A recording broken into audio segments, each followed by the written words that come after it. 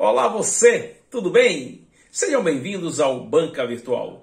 Eu sou o professor Luiz Eguê e nessa aula de hoje vamos falar referente ao Teorema da Conservação da Energia. Isto é um assunto muito importante para você que vai fazer a prova do Enem. Então vamos começar com esses conceitos referentes ao Teorema da Conservação de Energia. Então, percebemos que no dia a dia conseguimos transformar qualquer tipo de energia em outra energia. Por exemplo, pelo simples fato de acendermos uma lâmpada ou ligarmos um aparelho de som, a rede elétrica estará transformando energia. Ou seja, estamos transformando energia elétrica em outra forma de energia. No caso, quando acendemos uma lâmpada, podemos observar que a energia elétrica ela é transformada em energia luminosa e calor. E no caso do aparelho de som, podemos verificar que a energia elétrica ela é transformada em energia sonora. Então, em muitos casos, podemos também passar a energia de um corpo para o outro. Um caso muito importante é o que nós temos aqui na Terra, o aquecimento da Terra proveniente de quem? Do Sol. Observe que o Sol ele transfere energia para a Terra sob a forma de quê? De calor. Então, com isso, podemos verificar que o princípio da conservação de energia ele se refere à situação em que a energia total de um sistema isolado é sempre a mesma. Ou seja, podemos verificar que essa energia total de um sistema isolado, ela vai ser sempre o quê? Constante. Então, daí, é a partir daí que nós podemos, sim, falar referente ao Teorema da Conservação de Energia. E para isso, vamos então focar um pouco no que vem a ser as forças conservativas. Então, vamos dizer que quando uma força atua sobre um sistema, sem provocar qualquer tipo de dissipação de energia do sistema, ela é chamada de uma força conservativa. Podemos dizer que os exemplos mais comuns de forças conservativas são, primeiro, a força gravitacional, a força elástica exercida por corpos elásticos. Então, podemos verificar que quando essas forças elas agem no sistema, elas simplesmente fazem com que a energia permaneça constante. Ou seja, podemos verificar que não vai existir a chamada o quê? Perda de energia sob a forma de calor. Então, podemos afirmar que quando falamos das chamadas forças dissipativas, podemos dizer que as forças dissipativas são aquelas forças que dissipam a energia do sistema. O exemplo mais comum dos nossos estudos de dinâmica é a questão da força de atrito. A força de atrito ela é uma força que ela realiza um trabalho negativo. Logo, podemos dizer que quando a força de atrito age em um sistema, ela é uma força que faz com que haja o quê? Uma perda de energia sob a forma de calor. Muito bem. Então, partindo dessa ideia, podemos agora conceituar o que vem a ser a energia mecânica de um sistema. Então, vamos ver?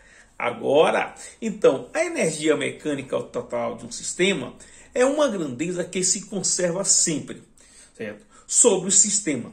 A energia mecânica total de um sistema é uma grandeza que se conserva sempre, que sobre o sistema não atuar as chamadas forças dissipativas, isto é, aquelas forças que são capazes de converter energia mecânica em calor ou em qualquer outra forma de energia. São exemplos das forças dissipativas o atrito, a resistência do ar e a viscosidade. Agora, quando falamos da conservação de energia mecânica, podemos afirmar que toda energia relacionada ao movimento de um corpo, ela é mantida constante quando não atua sobre elas quaisquer forças dissipativas, tais como o atrito e a viscosidade ou até mesmo a força de arraste. Então, podemos afirmar que a energia mecânica ela é conservada. Isso significa dizer que a soma da energia cinética mais a energia potencial do sistema, certo? É igual em todos os instantes e em qualquer posição. Ou seja, mais uma vez eu posso dizer o quê? Que se a energia mecânica é conservada, podemos afirmar que a soma da energia cinética mais a energia potencial. Quando eu falo energia potencial, eu falo da energia potencial gravitacional ou potencial elástica. A soma dessas energias ela é igual em todos os instantes e em qualquer posição do sistema. Então, vamos observar que isto é referente ao que nós chamamos de quê? Do teorema da conservação da energia. Então, gente, a energia mecânica de um sistema, ela corresponde, como podemos verificar aí, ó, a soma do que é cinético mais o que é potencial. Quando falamos de energia potencial, falamos de quê? Da soma da nossa energia potencial elástica, mais a soma da nossa energia potencial gravitacional. Então, verifique aí na figura exatamente, ó, esse sistemazinho que nós temos.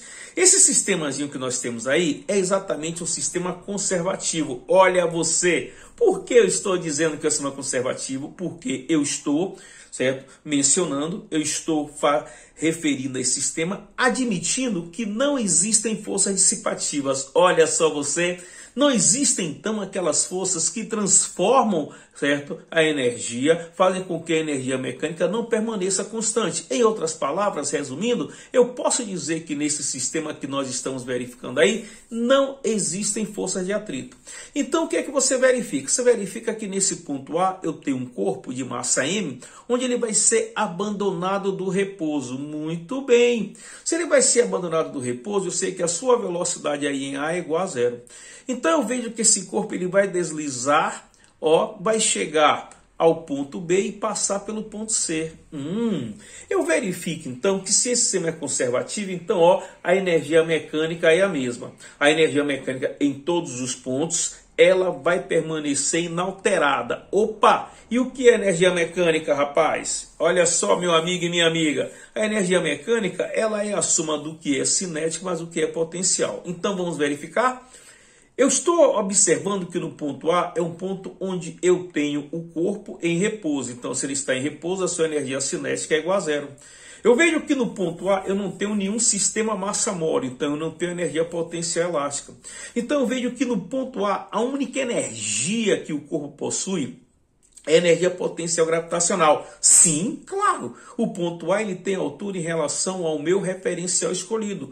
Eu estou escolhendo o meu referencial, ó, o referencial dessa linha tracejada que passa em C. Eu estou dizendo que para esse referencial a altura é igual a zero. Então, o ponto A, como se encontra em uma certa altura, o ponto A ele possui o quê? Um potencial gravitacional. Perfeitamente. Então, eu verifico que no ponto A eu tenho sim uma energia potencial gravitacional. Então, se eu não tenho cinética, se eu não tenho elástica, a única energia que eu tenho é a energia potencial gravitacional. Então, este corpo que se encontra no ponto a sua energia mecânica é a sua energia potencial gravitacional.